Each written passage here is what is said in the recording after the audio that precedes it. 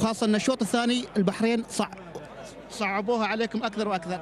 اي والله يعني الشوط الاول مستعدين ومقولنا ويعني 1-0 لنا، بس بالشوط الثاني نزلوا البحرينيين يعني قوي والحمد لله غلبنا، يعني الفوز للعراق كله الحمد لله. البلنتيات شلون كان شعورك كنت في البلنتيات؟ والله اني بكل تمرين اقولهن بس باللعبه ما بعد. يلا بالتوفيق ان شاء الله. شكرا يا كابتن، نتواصل وياكم ان شاء الله مع اللاعبين العراقيين. اغلبيه اللاعبين البحرينيين بصراحه كلهم طلعوا، علما بان يعني هذه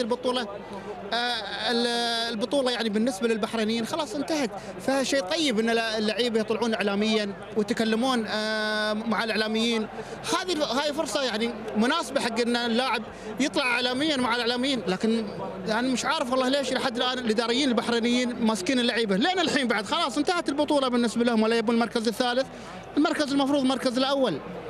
لكن يلا هذا احنا نتواصل وياكم الاعلاميين